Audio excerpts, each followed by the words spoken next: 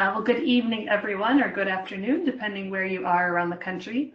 My name is Lindsey Vajpeyi, and I am the presenter of the webinar this evening, Taking Care of Yourself, Tips to Survive Caregiving. I come to you from Insight Memory Care Center, which is a small nonprofit organization in Fairfax, Virginia, that serves those living with dementia and their family members, the community, and professionals. So here we go, let's jump right in. So who is a caregiver? A caregiver is really any person who's providing for the needs of another person who is in some way ill or has some sort of chronic or disabling condition. Most of the time when we think about caregivers, we think about people who are unpaid caregivers, usually family members, but sometimes it's a friend, a partner, a neighbor, maybe a former coworker, someone who has stepped in to provide some sort of assistance. Caregivers may be the primary caregiver, or they may be the secondary caregiver. You know, the primary caregiver would be the main person who is providing for the care of someone else. The secondary caregiver may be someone who steps in as needed, maybe a long-distance caregiver. It might be an adult child who is supporting their parent who's caring for the other, you know, their spouse at home. So they're kind of different levels of being a caregiver.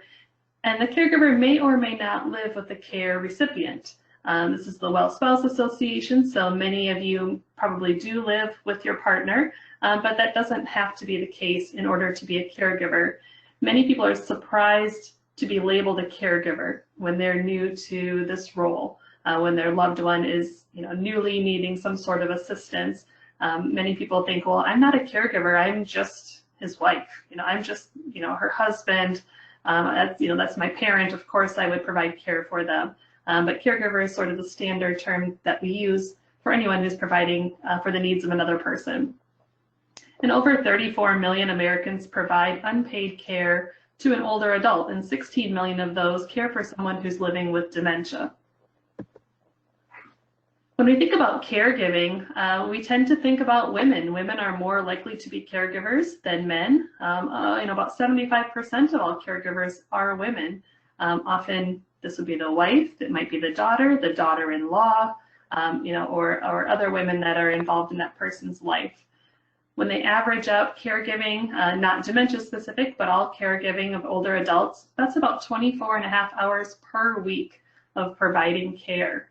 And for many people who are caregivers, this is on top of already a full-time job, maybe caring for children or other family members of their own. The average duration of a caregiver's role is 4 years. When we think about someone who's living with dementia, that life expectancy really can vary from person to person. Or think about someone who's caring for a loved one who has Parkinson's disease and may have Parkinson's disease for 15, 20 or more years. And so 4 years is not, sort of the limit, but that's the average. And about 75% of caregivers reside within 20 minutes of their care recipient, which makes sense. If you're the one who's nearby, you're more likely to be that primary caregiver. In this word cloud here, we see a number of different words that tend to be associated with caregivers. For one, we'll notice African American and Hispanic. Caregivers who are African American and Hispanic tend to provide additional hours of care for a loved one.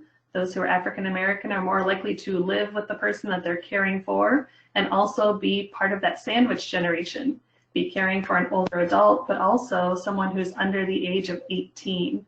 And so there tends to be a heavier burden on those who are African American and Hispanic. We see women in the word cloud, of course, women being more likely to be caregivers.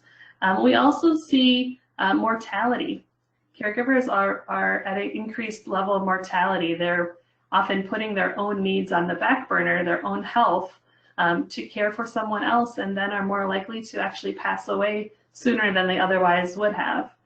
We notice a number of other words like anxiety, depression, frustration, worried, alone. These are some very common ways that caregivers describe how they're feeling about this role. Caregivers tend to put their own self-care on the back burner, tend to feel overwhelmed. It impacts productivity at work, and it is a hardship. It can be a financial hardship for families. When it comes to dementia caregivers, about 35% of caregivers for people living with dementia report that their health has gotten worse due to care responsibilities. And compared to caregivers of those without dementia, twice as many caregivers of those with dementia indicate substantial emotional, physical, or financial difficulties. And I don't think this is a surprise to anyone out there who is a caregiver of a person living with dementia and the challenges that that brings. These caregivers have higher levels of depression, stress, frustration, are at an increased risk for harmful behaviors. So things like gambling, abusing alcohol or drugs, or other sorts of behaviors that are not healthy. Caregivers for those living with dementia are in worse health overall, have lower levels of self-care, and have increased mortality. Again, meaning they're more likely to pass away sooner than other caregivers who are not caregiving a person living with dementia. When someone's a caregiver, that really can mean lots of different things. So caregivers can take on multiple roles. Some primary caregivers may take on all of these roles. Others may have just a piece of it. So the care provider would be the person who's providing that hands-on day-to-day assistance. So that might be, hands-on care with activities of daily living at home, things like getting dressed, brushing teeth, bathing, managing medications, things like that. The care provider might be the person who is overseeing the care of that person. So maybe they are bringing in some in-home help or other family members, and this person is sort of overseeing what's going on. The care provider might be the person who's driving that person to and from their doctor's appointments. Is just kind of generally that main hands-on person. The care coordinator would be the person who maybe is making the doctor's appointments, right? Who's keeping the family in the loop with what's going on, who's communicating with different kinds of providers in the industry. And that person who's just sort of coordinating, possibly from nearby or maybe from afar. The medical or financial information resource would be the person who's managing the finances, who is keeping track of what different doctors are saying for different types of conditions and how treatment for one condition affects treatment for another condition. This is the person who is talking with the insurance company, and kind of managing some of those medical and financial decisions and processes. The advocate is the person who is there, being the voice of the person who is receiving care. So the advocate is making sure that that person's needs and wishes are known and are being met, who may be speaking on their behalf, who may be communicating to the rest of the family what's been going on. The emotional supporter is that person who's providing emotional support for the person they're caring for, helping them to engage in fulfilling activities, just being that companion, confidant, the person that's just kind of there for them. And there may be other roles that caregivers take on as well. There are a number of risks associated with dementia caregiving. Now, this can certainly take a toll on the person who's providing that care. There are some physical risks. Caregiving increases the risk of health problems. So, for example, caregivers are more likely to have cardiovascular issues, are more likely to have conditions like diabetes, are just generally not taking care of their own health, may not be receiving their annual wellness visits, may not be refilling prescriptions on time, may not be communicating with their doctors some of the changes that they're physically experiencing. And so then there are these physical risks that come along with the caregiving. There may be social risks. Caregivers tend to become isolated, especially those who are caring for someone who's living with dementia and need that constant supervision. So caregivers frequently suffer from those feelings of social isolation. Their social circles may be changing. They're no longer able to take friends up on those invitations to go to a movie or to go out to dinner.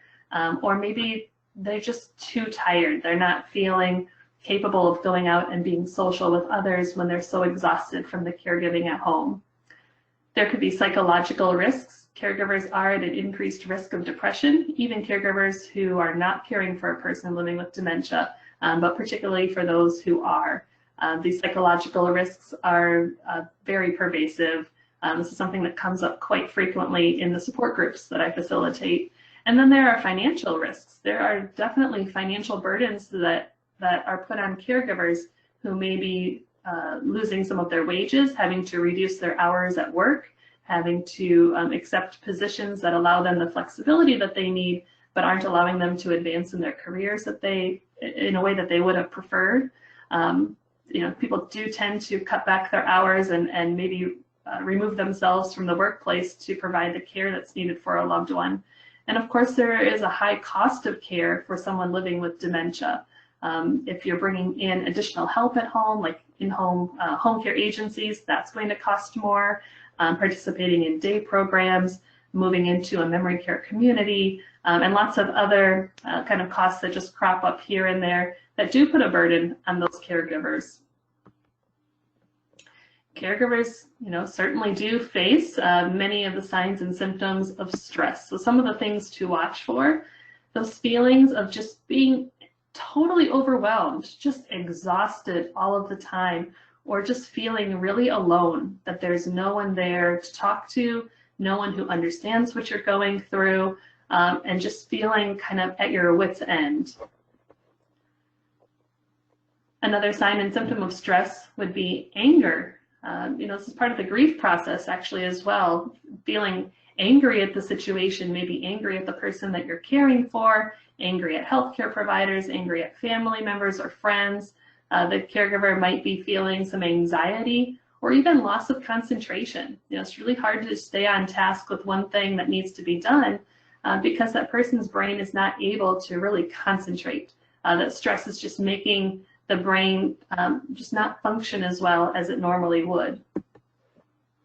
Another sign and symptom of stress would include really being worried, having this worry that just is with you day in and day out. That person might be feeling very sad, might just kind of spontaneously cry at different times, might be feeling depressed, of course, or might be feeling withdrawn, just not interested in being social with other people, pulling back from the things that person used to do, whether that's visiting their faith community every week or volunteering with an organization or even just spending time with friends or family. Another sign and symptom of stress would be a sleep problem. Those who are just not able to sleep at night, have a hard time falling asleep, or what I've been hearing recently from a number of caregivers is they're waking up in the middle of the night and it's taking them an hour, 2 hours to go back to sleep. They just can't quite turn their mind off.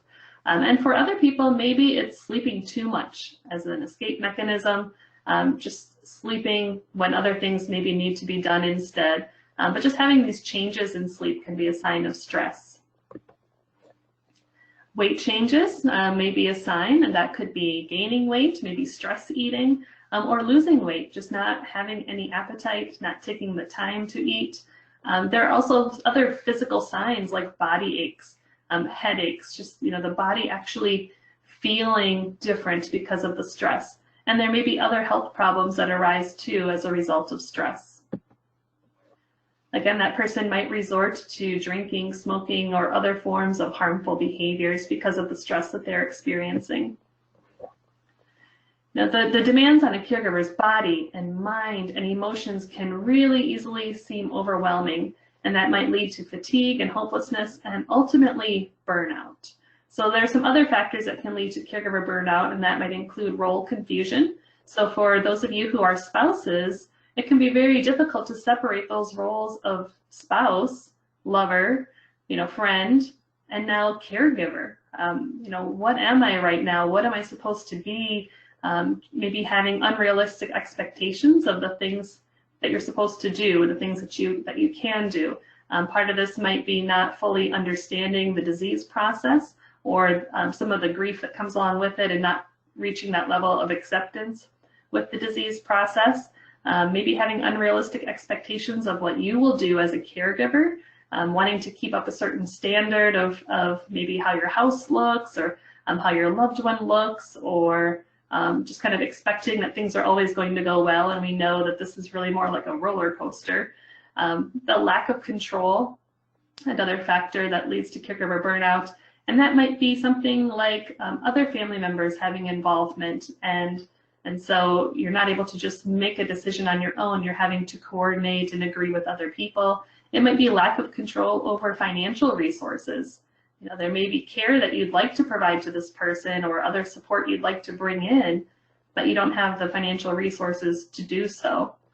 There may be unreasonable demands. Maybe it's the person you're caring for has unreasonable demands that they're expecting of you, the caregiver, or maybe it's other friends and family who, of course, have an opinion but aren't necessarily there to actually do the work.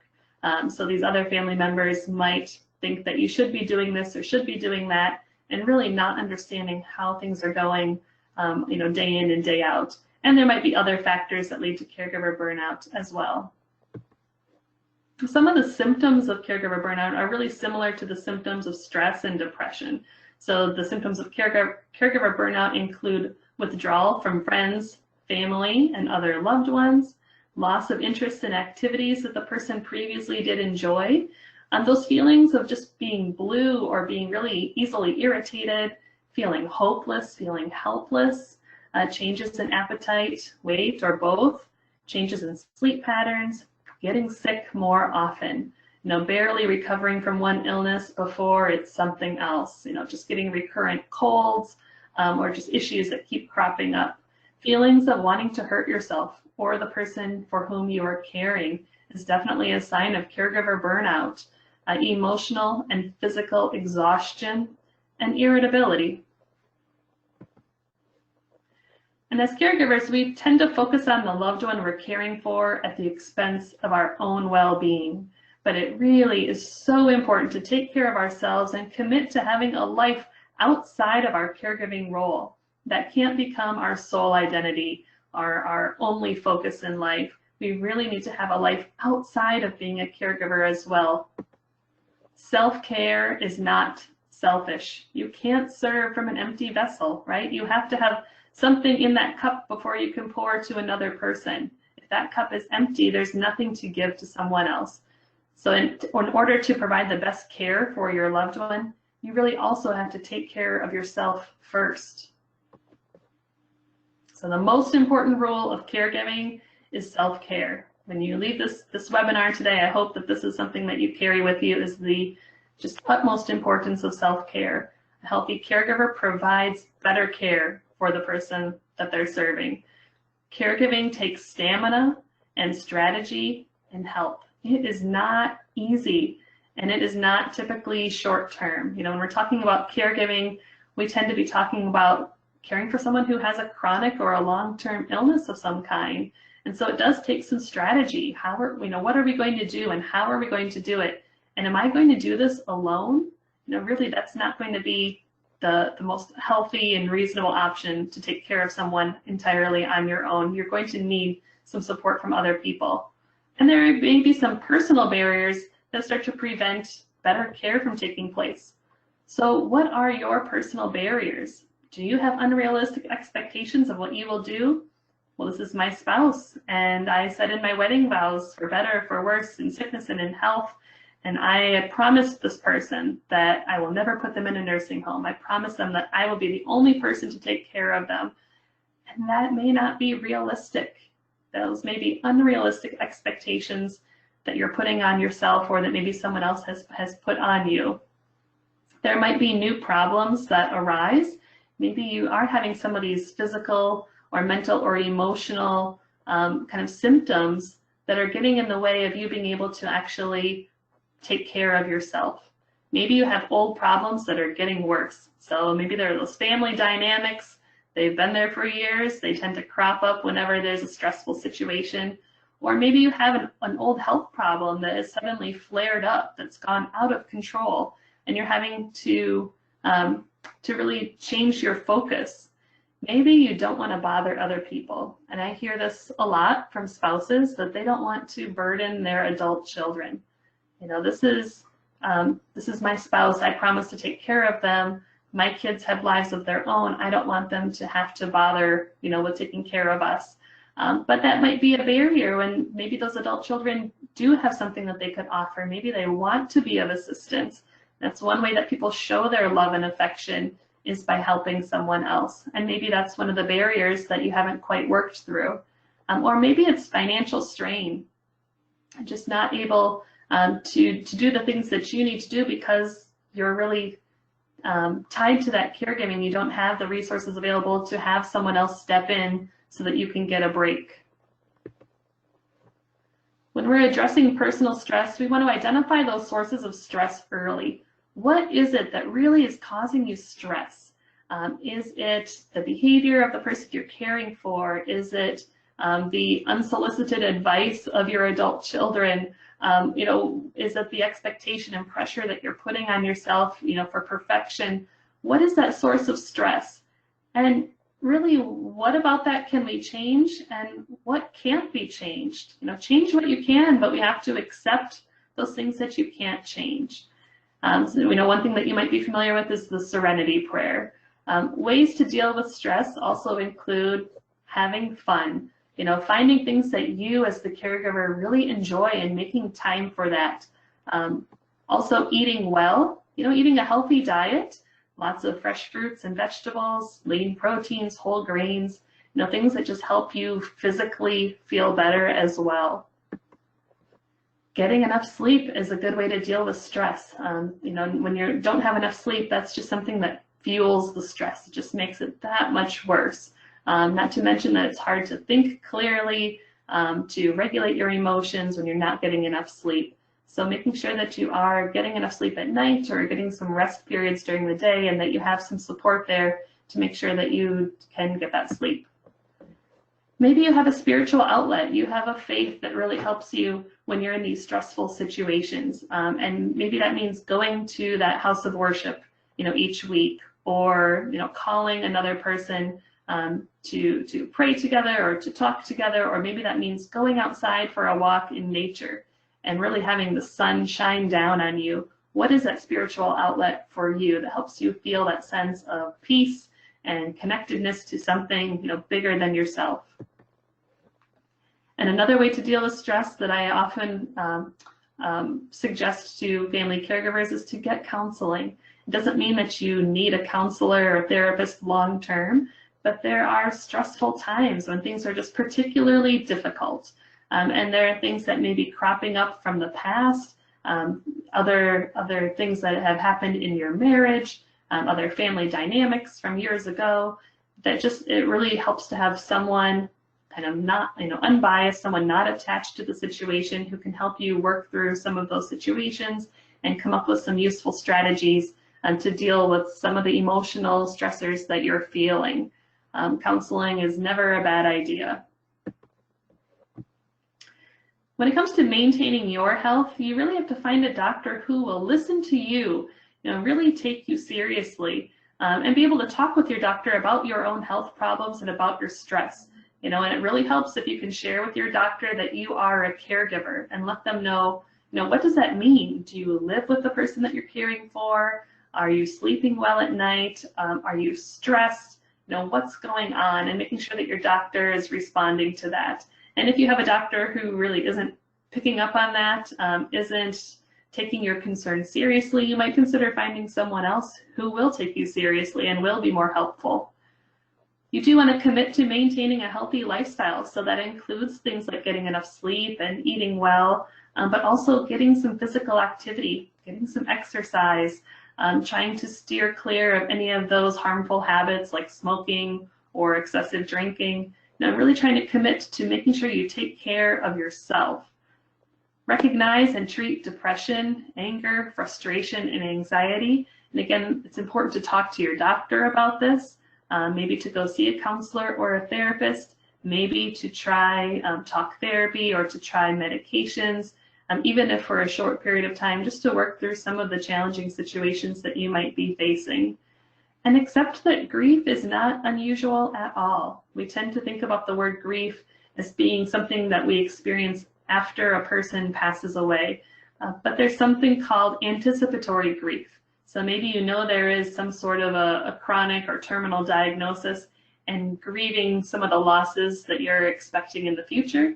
Or maybe it's that ambiguous loss, that there are changes happening in your relationship, Abilities are changing in your loved one, and it's hard to really put your finger on it, but it's just not what it used to be. And you may be experiencing this grief process even before someone actually passes away.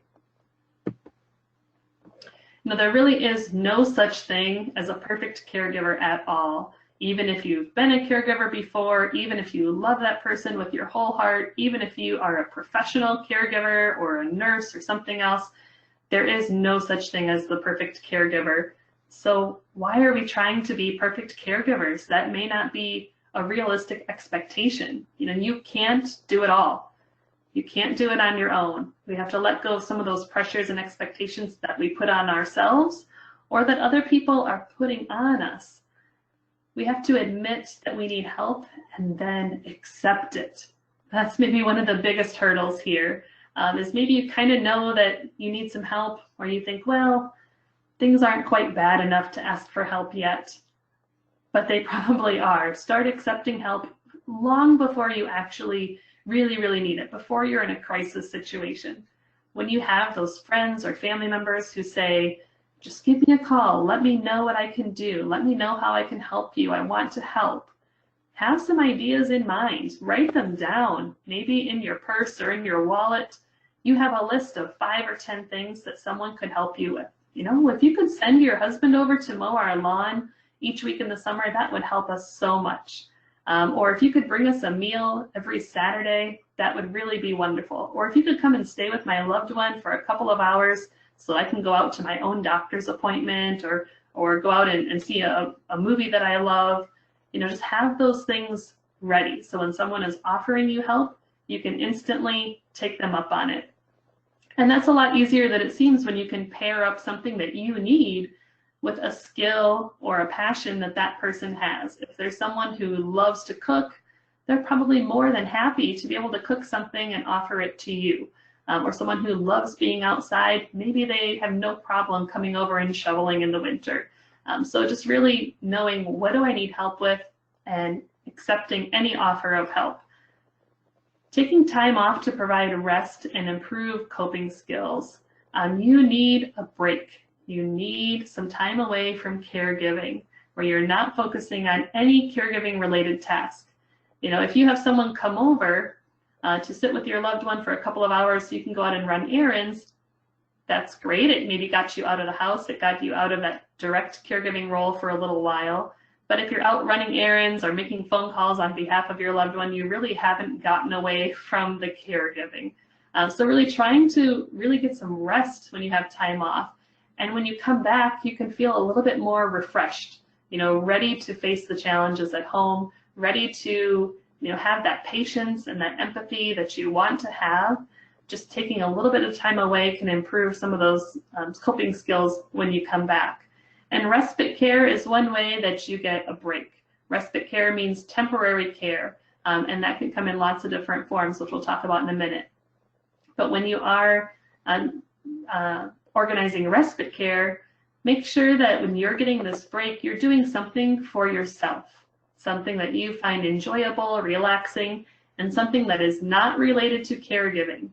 You probably have a to-do list that's 100 bullets long, and maybe during that respite care you could knock out 2 or 3 or 4 of those bullets, but there's still so much that's left to be done and new things always being added to that to-do list. So make sure that you're doing something not related to that caregiving, something that is just for you. So respite care can come in many different forms. That might mean family members or friends who step in and take over, whether it's for a few hours or for a few days. Someone can come in and give you a break. Maybe one of your adult children can come in and stay with their parent, and you can go away for the weekend with some friends, or to see one of your siblings or something else that would be important to you. Another option is to hire a home care company to send in either a companion or a personal care assistant, someone who can actually provide some hands-on care if that's needed at home. And so you could do this on a regular basis, maybe a few times a week for 4 hours each, or maybe it's just kind of having someone there to be able to call upon whenever something arises and you have an opportunity to get away, that someone can step in. If you're looking for respite care for a longer period of time, at least 2 weeks or a month or more, you can look at assisted living communities. Often, if they have extra beds available, if they have extra rooms available, they'll have people come in to provide respite care. So maybe you are planning on going away on a trip for a couple of weeks, or you have your own medical procedure that you need to take care of. And this is an option where your loved one would basically move into that assisted living community for a couple of weeks, for a month, for 2 months, or maybe up to 3 months, so that you really get that break. A woman who used to come to one of those support groups that I facilitate a few years ago said that every year in the month of September, her mother went to a memory care community for respite. And that was sort of her break for a whole month, that she could catch up on her sleep, she could catch up on her doctor's appointments, she could go and visit some of her friends and family members who live far away. But that was something that she, as much as she loved her mother and taking care of her mother, she really looked forward to that month of just being able to focus on herself. Adult day centers are another option for respite care, whether it's just a couple days a week, or maybe, depending on the adult day center, 5 or 6 or 7 days a week, where your loved one could go for the day and you have an opportunity to not only do some of the things that might need to get done at home, some of the household chores and the appointments, but also to do things that you find enjoyable, to sit and read a book for a while, to go for a walk with a neighbor, to just focus on your own health, so that when your loved one does come home at the end of the day, you can be that better caregiver to them. You are rested, you're refreshed, you're ready to take on that caregiver role. Oh, and sorry, I have Fairfax County here. Locally here near the Washington, D.C. area, our local area agency on aging in Fairfax County has 2 different respite programs available. And your local area agency on aging might have respite programs as well. So that's always a good place to check. And later on in the presentation, I have I have the website where you could find your local area agency on aging. So some ideas to keep your loved one active. When you're looking for help, you need other people involved. You need something that helps keep your loved one active, so that they're physically moving around, they're socially engaged with other people, they're cognitively being stimulated, and you can't do it all on your own. There are adult day centers. You can find those in your area. All around the country, there are memory cafes, and in some places, Parkinson's cafes, where those who are living, for example, with Alzheimer's, with Parkinson's, with other kinds of cognitive and neurological issues, can get together with other people who are going through some of the same things. Spouses get together, and really do something fun together, make new friends, have an opportunity to get out of the house and just be with others who are going through a very similar journey. Another idea to keep your loved one active would be to enroll that person in some kind of exercise class, maybe at your local senior center, or there are a number of, at least in the Washington, D.C. area, some specialized programming. There's a boxing program for those who are living with Parkinson's disease, for example, or other kinds of specialized exercise classes, depending on the diagnosis. Or maybe it's in-home therapy, bringing a personal trainer into the home or a physical therapist to really help work with that person one-on-one. Another idea to keep your loved one active would be to organize visits, maybe from people in your faith community. Maybe you live in an area that's part of the Village Network, sort of these volunteer organizations that start with the goal of helping people age in place in their home, where people volunteer to assist their neighbors with everything from driving to doctor's appointments, to shoveling or raking or picking up groceries, or even just to call on that person as a friendly visit, either over the phone or in person. And you may have other volunteer organizations in your area as well that have volunteers who will come out or call and visit. Family and friend visits as well. Another idea to keep your loved one active is to help them continue to be part of the household. And you can do that by giving that person failure-free household tasks. So for example, maybe your loved one can help you with the dusting, and you give them a duster. And it doesn't really matter if the house gets properly dusted or not. It helps your loved one continue to be part of the home, can feel like they are contributing something, and it helps get that person up and feel both physically and mentally active. Other kinds of household tasks, maybe it's matching the socks or folding the towels, or walking the dog, or other kinds of things that person is capable of helping with.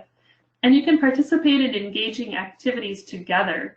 It's always so wonderful when you can do something that you truly both enjoy, whether that means putting together a puzzle, dancing together, going for a walk together, doing some gardening together.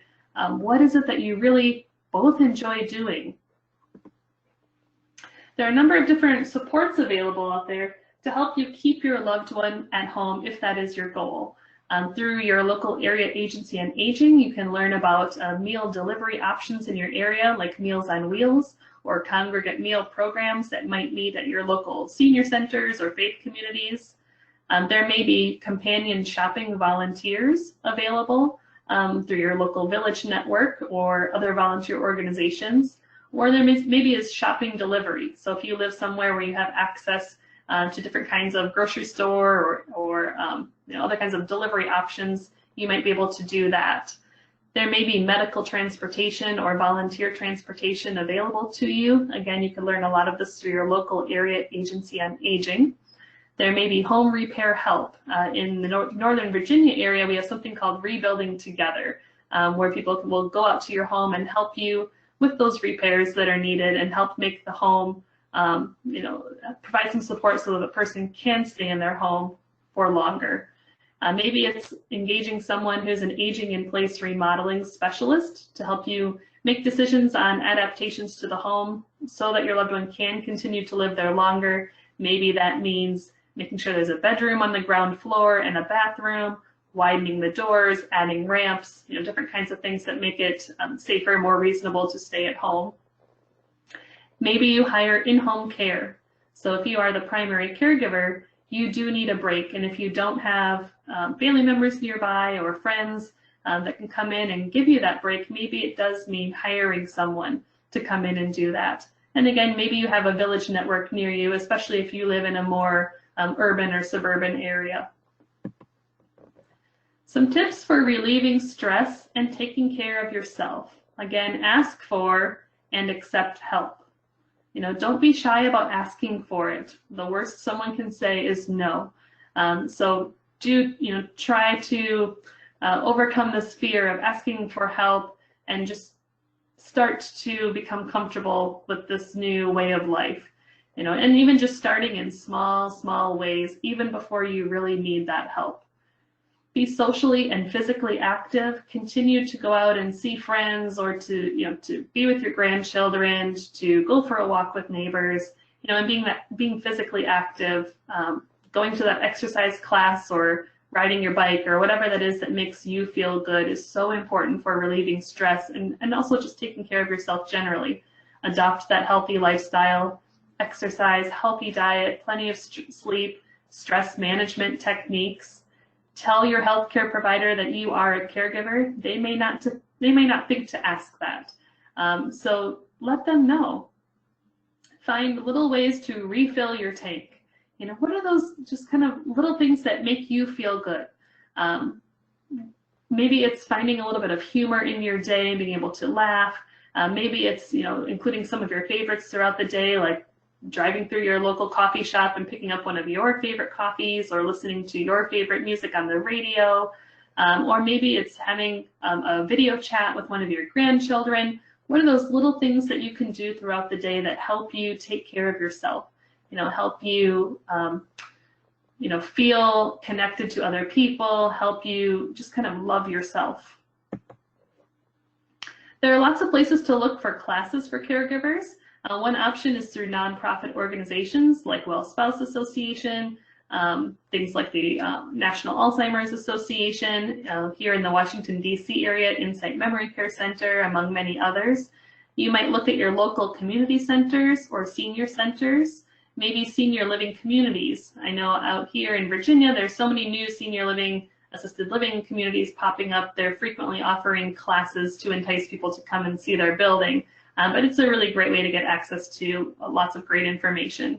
You might have lifelong learning programs near you through one of the universities, or maybe it's looking for classes via webinar, like this today, or telephone-based classes as well. I certainly recommend participating in a support group. If you are a caregiver, do get connected to other people who are going through some of the very same things, who can give you ideas, who can ask how you're doing, who can give you a shoulder to cry on or someone to laugh with, someone who has been there too. Even if you have the most supportive friends in the world, adult children, they don't exactly know what it's like to have a spouse who needs care. So getting connected to other spouses really can be a great source of support. There are a number of in-person support groups, so I think that's the best option if that's available to you, where you can really physically be in the same space as other people. You can see their faces, you can give a handshake or give a hug. I think it's so powerful to be together. And you can look through different nonprofit organizations, like the Wellspouse Association does have local support groups around the country, some of your other larger nonprofit organizations, and even smaller nonprofits as well, like Insight Memory Care Center in Virginia. Senior living communities sometimes have in-person support groups, and maybe even through your faith community. There are a number of telephone support groups available as well. I know the Wellspouse Association has a telephone support group. Your local area agency on aging may have a telephone support group as well. And there are lots of options for online support, maybe through a closed Facebook group, through different kinds of message boards, just kind of getting connected to other people virtually if maybe you live in a rural area or you don't have the opportunity to get away from the house. Another component to taking care of yourself is really developing a plan. What are your own personal needs and your own personal preferences, and how are you including that in the plan for the future? When you're thinking about the future and potentially additional care that's needed for your spouse, what role do you play? Is the assumption that you're going to do everything that's needed? That may not be in your best interests. That may not be feasible for a long period of time. So really thinking about, what do I need to stay healthy and to be a good caregiver? And what are the things that are important to me? You'd want to develop a care plan that fits with the current conditions of your loved one, and then also review that and renew your care plan periodically. So in our day center, we review care plans every 3 months. In a nursing home setting, it would be every 3 months as well. In assisted living settings, maybe a little bit less often. And who can help you develop a care plan? If you work with a care manager, that person would help you develop a care plan. If your loved one already resides in a long-term care community of some kind, they would help you with care plans. Day centers, home care agencies would also have care plans. Or if you have a social worker through your healthcare provider, like at your doctor's office, that might be another option as well. And you also want to develop a plan for future care needs.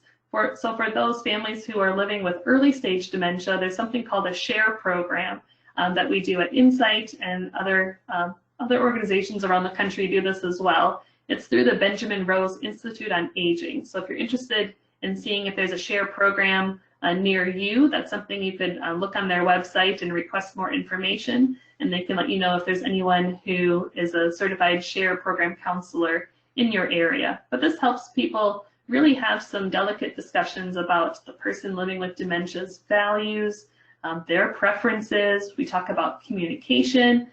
We talk about self-care and balancing the best interests of both parties. And all along the way, we're developing a plan for the future. So for the person with early stage dementia, their wishes are being known, that we're having these conversations while that person is capable of doing so. And as the disease progresses, that person may no longer be able to participate in some of this decision making, but it provides peace of mind for that family as well, that they know what their loved one would want for the future. And legal and financial planning discussions and documents are extremely important. So make sure if you have documents in place, like advance directives, power of attorney, wills, that you're pulling those out on a regular basis and looking at them. And if you don't have those kinds of documents in place, this would be a good time to see your elder law attorney, your financial planner, to start to get those kinds of documents ready. There are a number of resources available to you. On our website, Insight Memory Care Center, there is an education library. So if you are caring for a person who's living with dementia, there are lots of different tip sheets and information about different forms of dementia and about caregiving and about safety and a number of other topics. Anywhere across the country, you can look at Elder Care Locator. So if you go to this website and put in your zip code, that's how you're going to find your local area agency on aging. When you get connected to your area agency on aging, that's where you're going to learn a lot about community resources, things like meal delivery or transportation options near you, or senior centers or adult day centers, or care managers, or lots of other people who can help. Also, AARP has a nice Prepare to Care guide that kind of walks you through some of the steps of caregiving. And you can download that for free on their website or request a copy be mailed to you. And I'd like to leave you with this quotation. Life isn't about waiting for the storm to pass. It's about learning to dance in the rain, so that we know the road might not be smooth. It may not be what we wanted for the future, but we can learn how to dance in the rain. We can learn how to make the most of this situation. And so this is something that just kind of speaks to me, and I hope that it speaks to you as well.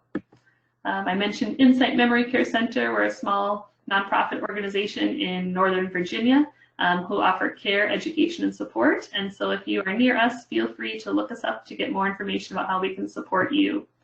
And on the last slide, I have my contact information. Feel free to reach out to me if you have any questions or you'd like a copy of these slides. And now we have about 10 minutes. If there are any questions, I will let Jerry take over there. I see Bob Mastro has his hand up, so I will unmute his line. Hey, Bob, your mic is on. You may speak. Thank you very much, Jerry. And Lindsey, I wanted to thank you very much for this presentation. It was very interesting, informative, and very well put together. Thank you. So I wanted to thank both of you for all your efforts. And if you might, I just wanted to ask perhaps if you could address, in the 21st century, we have Facebook, and people feel, for some strange reason, that going on there and spilling their guts is all they need to do to take care of themselves. And I personally think it's a terrible thing. But I was wondering if you could comment a little bit on the value of in-person support and telephone support that is directed by a bona fide support group. Yes, exactly. Thank you, Bob. I think there's so much value, especially in an in-person support group, or as a second option, a telephone support group, where you're actually getting to know people face to face. You're getting to know their stories. You can ask them how they're doing each time you see them, and they ask you as well. They can give you a hug if you're having a bad day. They know about your local resources and can share that with you. And they can even tell you, you know, this company I had a really good experience with, or that doctor I didn't. But there's just so much that you can receive from being with other people who are going through the same things. And you're right that something like Facebook is a tool to vent, to post a message of something that's frustrating for you or what's going on in your world, but it doesn't give you that opportunity in real time to kind of be face to face with someone, to ask questions, to really work through some of the things that you're experiencing as a caregiver and the feelings that you have. And being in person really is such a great option. If you have that available to you, please do look into it, and your local area agency on aging could also help put you in touch with support groups in your area. Thank you, Lindsey. Mm-hmm. All right, I have a question from Cindy Schaefer. She's asking if we can get a copy of the handouts. Sure, Cindy, if you'd like to email me, I'm happy to send you a copy of the handouts. So my email address is on the screen. It's lindsey.vajpeyi@insightmcc.org. And I can also send a copy to Jerry, and so if you're connected with Jerry, he can forward that on to you as well. That would be wonderful. I would appreciate if you could do that, Lindsey. Mm-hmm. And then I can get it. Can you send a copy of it to Terry Corcoran as well? Yes. Okay, that's That's great. We've got about 10 minutes left. Does anybody else have any questions? You can push the raise your hand button, and I will unmute you so you can ask your question.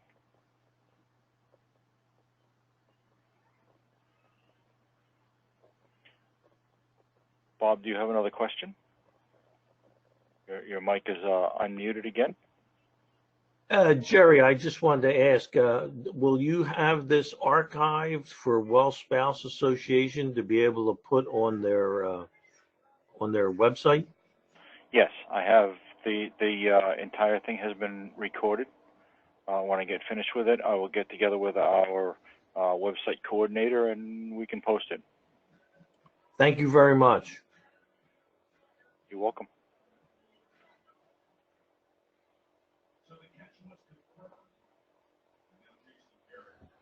Okay, give everybody another minute or two if you have any questions. In the meantime, we have this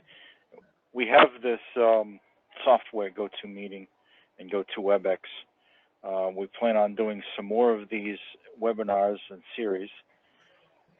Believe the next one that we're working on will be in January sometime. We will send notices out hopefully a lot sooner than one day to let everybody know that these are, well, ongoing.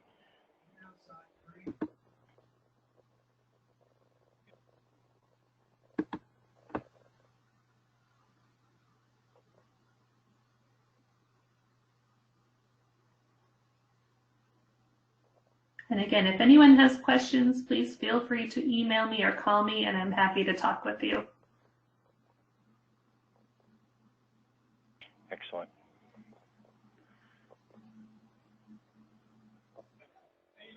I'll give everybody another minute or so if anyone wants to raise your hand for a question.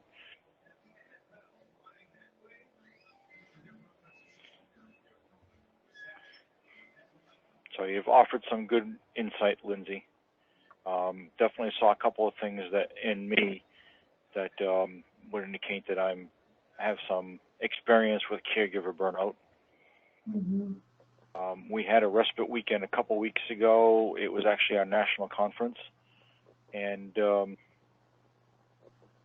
highly encourage everybody who can get away to get away for a respite weekend. We've got another one coming up the first weekend in December in Cherry Hill, New Jersey, and then we have them during the course of the year.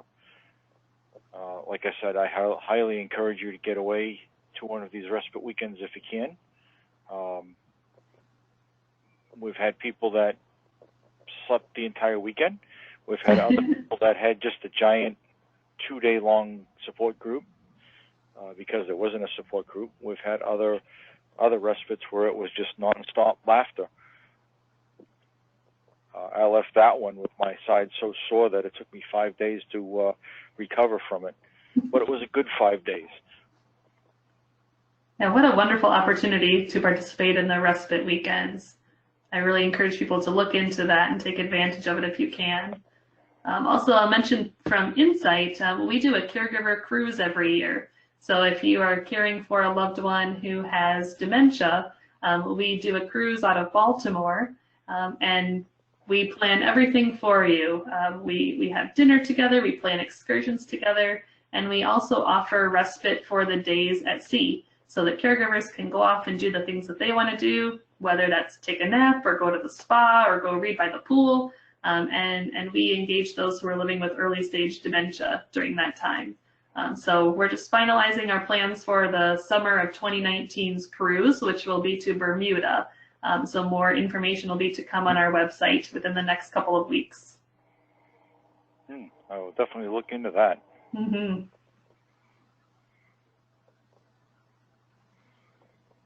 So that's wonderful.